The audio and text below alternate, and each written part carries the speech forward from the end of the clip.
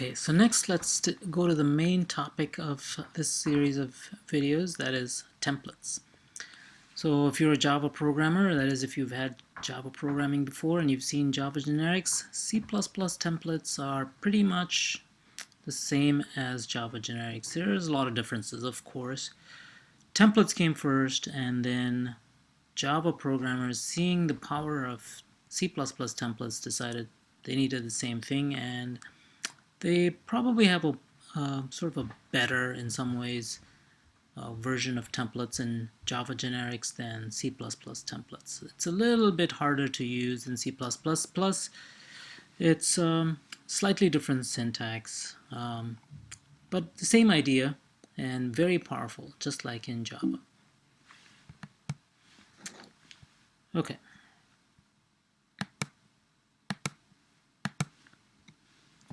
So the main objectives in these videos are to figure out how to use function templates and class templates, and then look at templates and inheritance. So in C++, you can define individual functions with genericized types, that is, templatized types. And so they're just like regular functions, except the type of things that they deal with or return those types of parameters. So we look at the syntax for how to set up function templates, and then look at complications when compiling code with function templates. Once we get done with that, we'll take a look at class templates. That is a whole class that is templatized, or in Java we say genericized for the same thing, same kind of thing. And we'll look at an array template class. And then we'll look at inheritance as well. Okay, so C++ templates allow very general definitions for functions and classes. We can define a class once and then use it for all kinds of different types. Same thing with functions too. And when we do this, we specify types as parameters instead of actual types. Instead of saying int x is a data member in this class, we'll say, well, this class can take any kind of type. It can be an int, float, double, even other classes. The precise definition is determined at runtime. So you can write, for example, a function template, and then that function is actually not created until runtime when the type is known. Until then, there's only sort of the code that you can use. It's not really compiled yet. You determine the exact definition of what you use at runtime. So let's take a quick example. Let's say you have a function called swap values, which takes two reference parameters, a reference to an int var1 and a second reference to an int var2. And so this is something that you should know. There's a lot of job interviews actually ask you to write a swap function when you graduate. They ask you, because the thing this tests if you understand how a lot of things work, including simple temporary variables and using temporary variables, using passing parameters, returning parameters, or returning values, things like that. And this is one of those things that you should be able to do in your sleep. So you should be able to write a void swap values function that takes two inputs and swaps the value. So when swap values, this function returns, var1 will have what var2 used to have, and var2 will have what var1 used to have. Standard question. You should be ready for this at a job interview. Okay, so you declare a temp value and assign it the value of var1. Into var1 you put var2. The old value of var1 we saved in temp, and so we can put that back into var2. Okay, very simple. This applies only to variables of type int. So if we wanted to write something like this, if you wanted to do int swap, you do this. Let's say now that works, and now you want it to swap doubles. You want a way to swap doubles. Well, you'll have to write the same function over, replace this int with a double, replace this with a double, this with a double, and then everything else is the same. So the whole idea is this code will work for any kind of type, And so if you could make this type a parameter, then you could have a swap values function for any kind of thing, even including objects, that is instance of classes. All you need is the assignment operator to be defined for those classes. If you've defined that properly, then this technique should work for swapping all kinds of things. And so templates are a way to make this more general. So if you had cars, you would have character here, character reference, and then a temporary value of type character. Or if you had doubles, it would be the same thing. Notice that the code is nearly identical. Only difference is this type is used in 3 places, here, here, and here. Let's say you make a mistake somehow, and this is pretty simple, but let's say you just somehow made a mistake. Then if you found the mistake in the int version, then you have to go back and find where the car version is. Finally you find it, and you have to make the same change over and stuff like that. So for a lot of reasons, for reasons of code reuse, you want to have this swap values in one place and use it for no matter what the type is that you're swapping.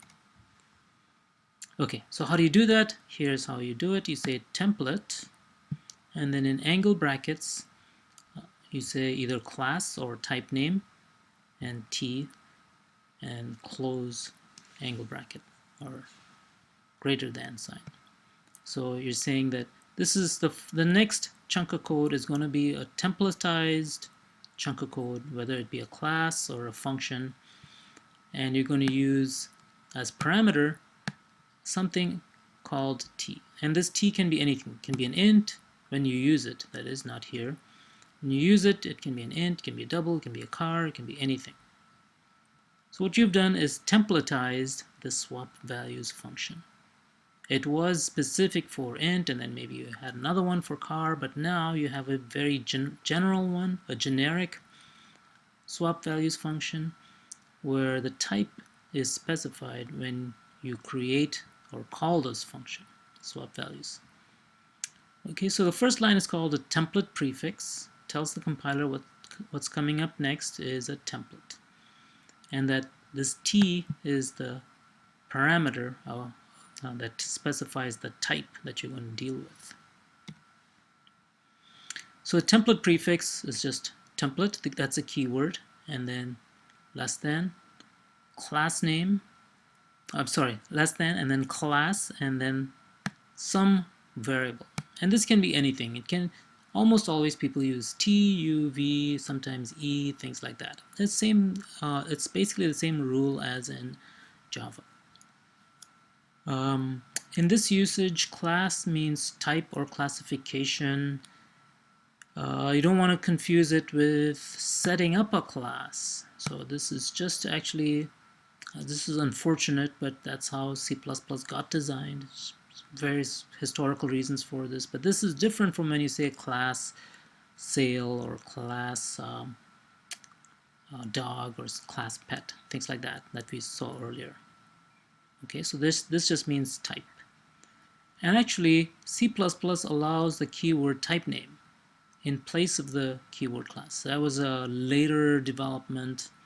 I believe it might have been some of the people who originally designed C++, and then templates came around and they said, oh, we should use class here. But then there was this ambiguity. Well, class usually refers to classes. And so later designers of C++ said, let's use the word type name. So you can use either one here. There's almost zero difference between them. I try to use type name as much as possible, but if the book has class, I'll use class. Okay, so C++ does allow the use of the word type name instead of the word class, and that's probably better because class has another meaning, right? Unfortunately, a lot of people use class anyway. Oh well. Okay, so T can be anything, can be any letter, but T is common because it's the first letter of the word template. T can be replaced when you use it by any type, including primitive data types like ints, floats, doubles. that is a difference with Java. If you're a Java programmer, you cannot use primitives for the type parameter. You cannot say vector angle brackets int. You can say vector angle brackets integer. That's okay. In C++, you are allowed to say vector angle brackets int. That is, the type of thing that you're storing in this generic vector is int. You can also use structs or classes. Just like in Java, we can use classes. It's the same thing. Okay, so in the function body, t is used like any other type. We can use other names than t, but t is just traditional. It's convention. You can use anything you want. So the swap values function template is actually a large collection of definitions. That is, once you have defined a template, you have ints, you have an int version of swap values, where you swap to ints, you have the float version, you have the char version, you have like a huge library or collection of definitions. So you can have a separate one for each possible type that's generated for you automatically. You don't have to do it. The compiler only generates these definitions when it is required. But it is as if you have defined it for all types that can be used in your programs. So you write one definition, works for all types that might possibly be needed in your program. That is pretty powerful. Okay.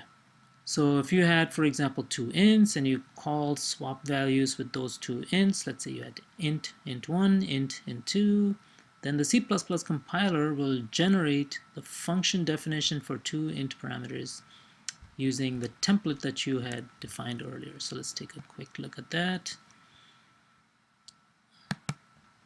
So here is the swap values function, and here's the template prefix. I used class here. This is straight from the book actually. All right, and then how would you use this? You don't have to say swap values and angle brackets or anything. You just use it as you would normally. You have integer 1, I set it equal to 1, and then integer 2 is set equal to 2.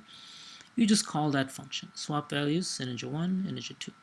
And then when you print it out, you will get the two values swapped. So I have a bunch of other things in here, but here it is. Original integer values are 1 and 2. That's from here. And then you print out after you swap, you say swapped integer values are integer 1. This time around it has the value of integer, what used to be an integer 2, and integer 2 has what's the value of integer 1. And you can do this for anything. You can put in floats, doubles. Here you have a char example. Char symbol 1 is equal to the letter A, symbol 2 is the letter B.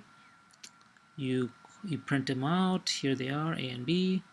You call swap, and then now symbol 1 has B and symbol 2 has A. Okay, so that's basic templates. We don't have to do anything special in the call. The required definition is automatically generated. Okay, so let's stop here and I'll continue with this in the next video.